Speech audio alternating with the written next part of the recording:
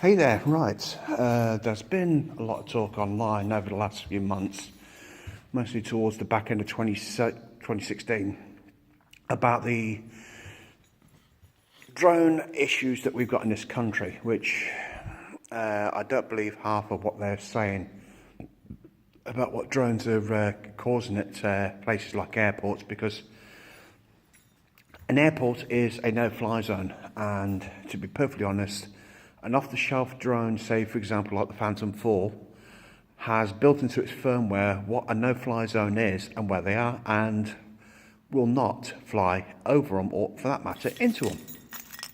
So I can think of two possibilities of what is causing these issues. They're either radio control multi-rotors, which do not possess the same technology as off-the-shelf quality drones. They're just basically radio control aircraft, end of story.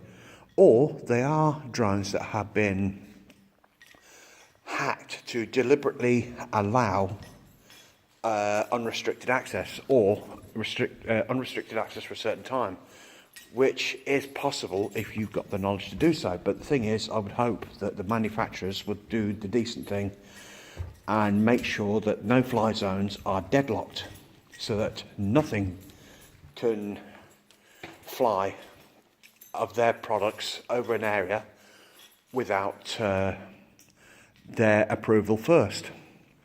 And personally, I can't see any logical reason flying over a no-fly zone.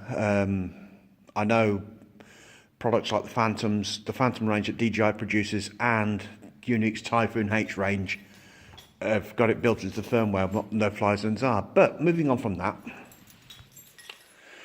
here in the UK government is looking at new legislation, legislation of whether or not they need to change things to help prevent illegal activity with drones. There is such a thing called the Drone Code, which is on the Civil Aviation Authority's website, and it does show you or indicate to you what is involved, what is needed for drones.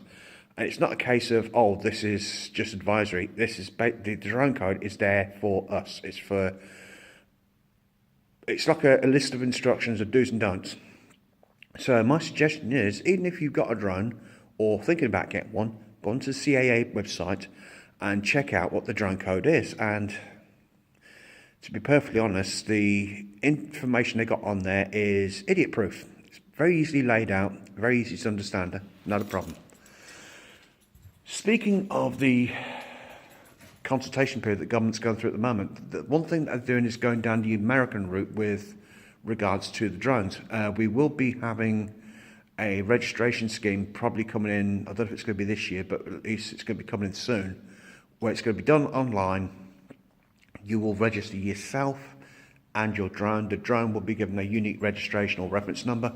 They haven't said whether or not that needs to be displayed on the aircraft, but it will need to be kept safe. So I suppose if you're flying, you need to provide it at any time.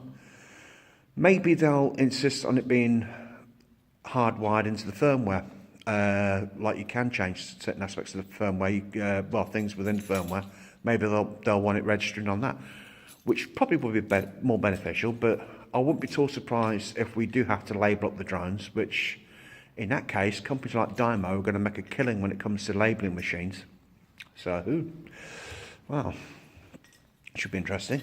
It is chargeable, so you're talking somewhere between £30–35 for registration. They haven't specified if it's going to be a one-off or a yearly thing, so we'll know more over the coming months. Advantages of this scheme is that if your drone is stolen, then if it's recovered, there's a good chance that they can get it traced back to you. On the negative side, if you happen to be dumb enough to have been doing something you shouldn't have, like causing damage or injury, and your drone's crashed in there it shouldn't have been in, you can guarantee they will know exactly who owns that drone, and they will be coming for you. Legally, the long arm of the law will be coming to kick your ass. So expect trouble. Secondly, insurance. It looks like we're all going to have insurance. So depending on the weight of the machine is depending how much you're going to get done on the bill. So insurance companies are probably jumping up and down with joy right now, rubbing their hands quickly, thinking, yeah, great, we've got some new customers to rip off, bring in. Might just probably right the first time. So that's coming in. But if you want to get a bit of a heads up, British Model Flying Association here in the UK, go online, sign up as a member. Adults is £35 a year, juniors is slightly less. You get insurance through them. So at least you get a bit of a head start. I've been a member for 3 years, had no problems. Thirdly, literature. They're stating the manufacturers aren't producing enough literature for people to realise what is involved in flying drones. Well, companies like DJI and Unique, for example, do. They specify flying your drone properly, well, safely. They also state for you to comply with the rules, regulations, law of the country of your origin. So basically that is there, but they will want that expanded upon, the government. So that will be coming in. Chances are they'll probably do media campaigns, leaflet drops, bits in the press, things like that.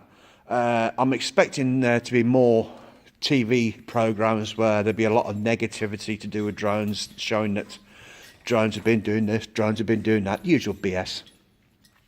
I don't know, but all that's going to be being beefed up as well. There's talk about training as well. Now, whether it's going to be training for all pilots that presently have drones or just the new ones is debatable.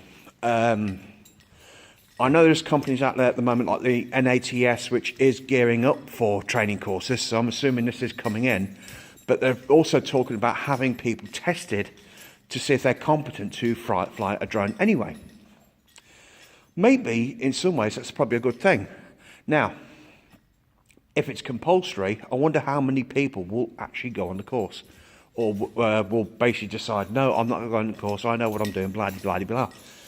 If it means you've got an expert that can give you a bit of a nudge in the right direction, a bit of advice on, how you fly, things of that nature, what's the problem? As long as the price for whatever that they're bringing in is not excessive. If they keep it, say, low, then I've got no problems doing it.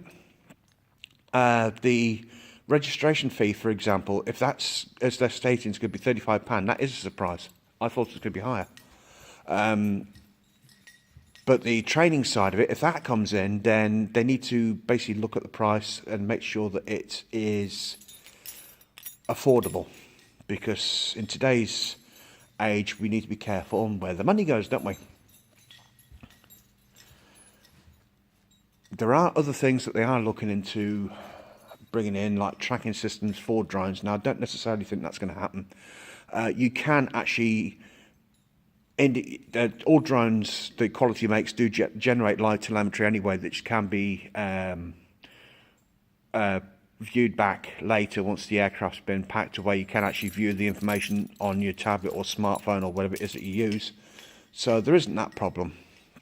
But if it means that there is going to be issues of tracking it, there is ways of apps out there that you can actually log of where you've flown. Or where you are flying, so if people do need to get in know where you've been, maybe that is one way of looking at it. I don't know. It's something that's of interest, I suppose. But go on the Civil Aviation Authority website. There's all the information there to do with drones. There's all the government's consultation information on there, what they're looking at bringing in. Registration is definitely coming, end of story, so be prepared. If you've got a drone, it's something to look at. If you're looking at getting a drone, all we'll say is, in closing, there's so much you can do with drones these days. The camera quality that we've got is absolutely fantastic, pictures and video.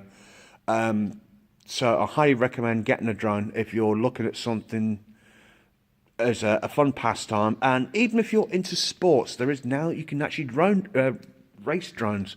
Okay, they're mostly the custom built units, but it's a growing sport along with the drone community itself. And hey, let's all have fun.